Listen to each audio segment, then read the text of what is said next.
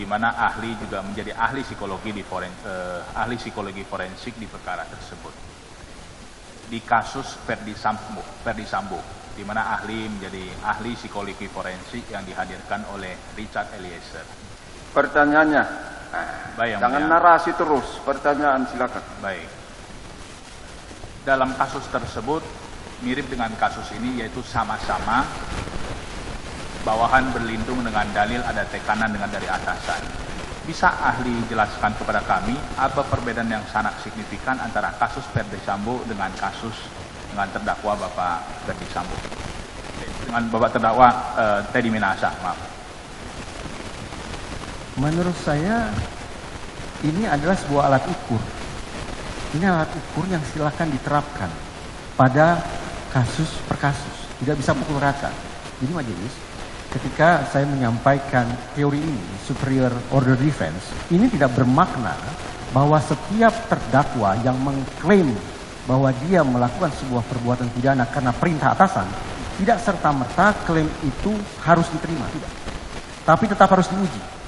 Secara kebetulan, dalam kasus yang tadi saudara penasihat hukum sebut, yaitu Ferdi Sambo dan interaksinya dengan Richard Eliezer, secara kebetulan perspektif keilmuan ini memiliki kemiripan dengan penyikapan LPSK, Lembaga Perlindungan Saksi dan Korban, dan secara kebetulan juga memiliki kemiripan dengan putusan majelis hakim.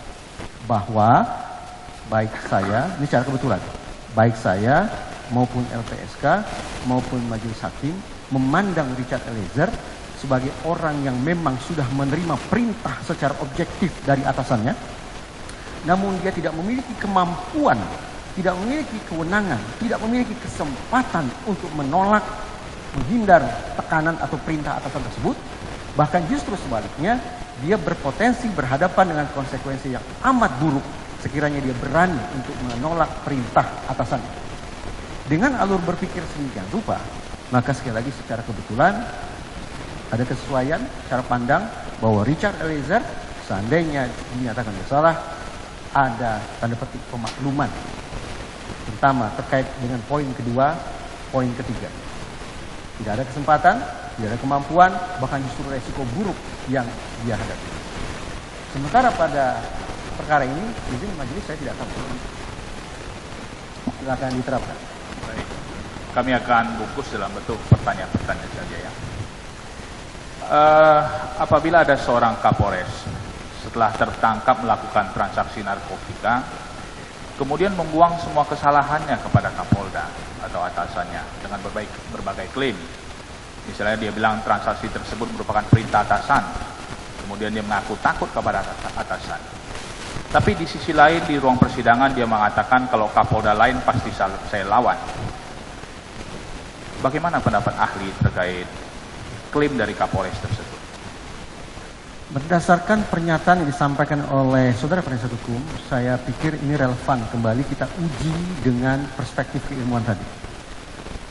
SOD ini menjadi sebuah perspektif, menjadi sebuah alat uji yang relevan untuk menilai apakah klaim yang bersangkutan patut untuk diterima sebagai sesuatu yang nyata ataukah justru yang mengada-ngada.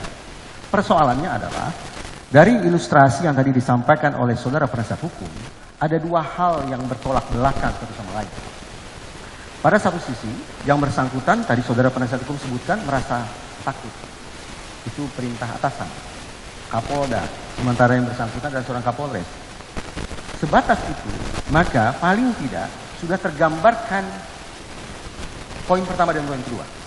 Ada instruksi atau ada perintah dan ketidakmampuan, ketidaksanggupan yang bersangkutan untuk menolak perintah tersebut. Namun ketika tadi saudara penasihat hukum menyebut bahwa orang yang sama mengatakan bahwa dia sanggup berhadapan dengan Kapolda lain, justru ini menjadi ambigu. Karena seolah-olah dia punya kemampuan, dia punya kesanggupan untuk menentang perintah dari orang yang pangkatnya, jabatannya lebih tinggi dari dirinya sendiri. Lantas kita memaknainya seperti apa? Dengan perilaku yang tidak konsisten satu sama lain macam itu, maka paling tidak patut dipertanyakan. Apakah benar klaim itu bisa diterima?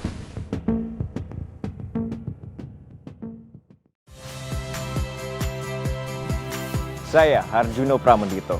Saksikan program-program Kompas TV melalui siaran digital, pay TV, dan media streaming lainnya. Kompas TV, independen, terpercaya.